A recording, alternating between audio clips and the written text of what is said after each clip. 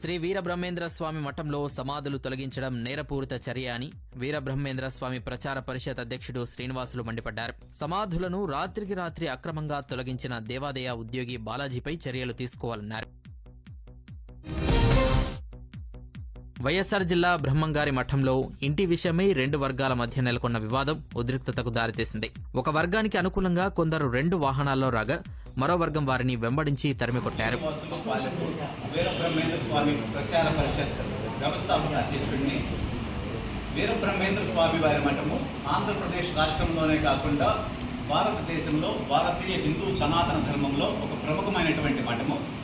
ఆ మఠంలో గత 3 సంవత్సరాల క్రితము కస్టోడియన్గా అనగా ఫిట్ పర్సన్గా నియామకమైనటువంటి శ్రీ శంకర బాలాజీ గారు అనేకమైనటువంటి అక్రమాలు చేస్తూ అరాచకాలు చేస్తూ దానికి పరాకాష్ఠగా ఈ సంవత్సరం గత నెలలో శ్రీ వీరబ్రహ్మేంద్ర స్వాముల వారి వంశీయుల సమాధులు, అలానే మఠానికి ప్రముఖంగా సేవలు అందించినటువంటి ఆర్య వైశ్య సామాజిక వర్గానికి చెందినటువంటి ఆగర్భ శ్రీమంతులైనటువంటి శ్రీ మునగా శంకరయ్య గారి సమాధి, వారి కొడుకైనటువంటి రత్నమయ్య శ్రేష్ఠ గారి సమాధులు అక్రమంగా రాత్రి తొలగించడం జరిగింది.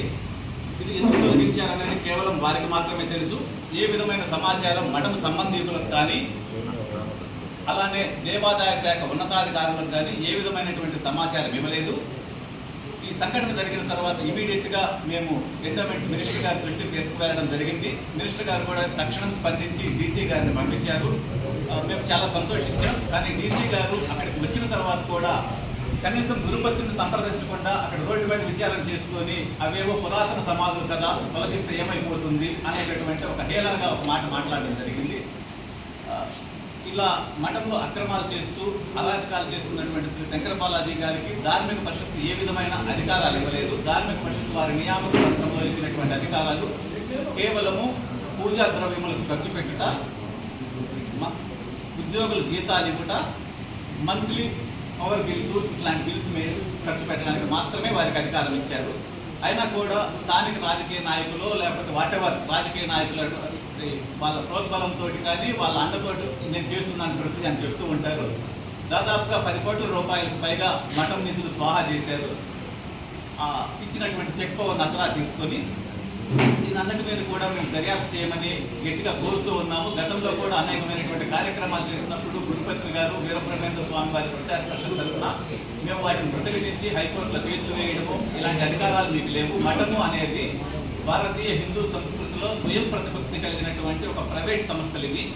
వాటికి రాజ్యాంగబద్ధమైనటువంటి రక్షణ ఉంది. కేవలం ఎండోమెంట్ వారి పర్యవేక్షణ మాత్రమే ఉంటుంది కానీ వారికి పూర్తి అధికారాలు లేవు.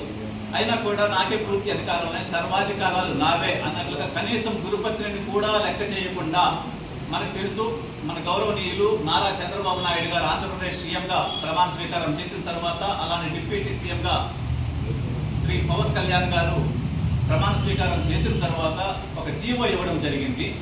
ఆ జీవో ప్రకారము దేవాదాయ శాఖ ఉద్యోగులు ఎవరైనా సరే మఠములో కానీ ఆశ్రమాల్లో కానీ పీఠాలలో కానీ వాటి సంబంధికులైనటువంటి మఠాధిపతులతో వ్యవహారాలు నడిపేటప్పుడు మఠం యొక్క ఆచార వ్యవహారాలు తెలుసుకొని వారికి సరైనటువంటి గౌరవ మర్యాదలు ఇస్తూ వ్యవహరించమని ఆర్డర్ అది సెప్టెంబర్ నెలలో ఇవ్వడం జరిగింది.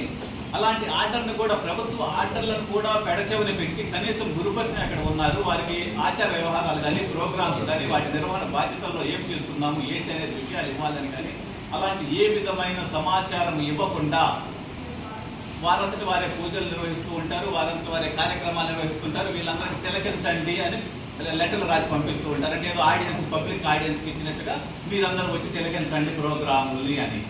అలానే కనీసం వాళ్ళకి వాడుకునే కార్లు కానీ అవన్నీ కూడా ఇవన్నీ మఠానికి సంబంధించి వాటన్నిటిని లాగేసుకుంటూ ఉంటారు. అనేకమైనటువంటి డెవలప్మెంట్ కార్యక్రమాలు నేను చేస్తూ ఉంటానంటారు. వాటికి కూడా వీరి యొక్క పర్మిషన్ ఉండదు, వీరితో సంప్రదించడం ఉండదు, ఏమీ ఉండదు అన్నమాట. ఇలా అరాచకాలు చేస్తూ ఉన్నారు. అలానే ఈ మధ్య కాలంలో జరిగిన కొన్ని సంఘటనలు ఏంటంటే ఈ సమాధుల తవ్వకంతో పాటుగా అక్కడ మఠంలో కొందరు ప్రముఖమైనటువంటి వ్యక్తులు సేవాభావంతో కట్టించినటువంటి సత్రాలు ఉన్నాయి, అన్నదాన సత్రాలు. వాటిని కూడా కనీసం ఆ సత్రాలు నిర్మించినటువంటి వారికి కానీ మఠం సంబంధికులకు కానీ ఎవరి అనుమతులు లేకుండా ఏ విధమైనటువంటి ముందస్తు నోటీసులు లేకుండా వాటన్నింటినీ కూలగొట్టడం జరిగింది. అది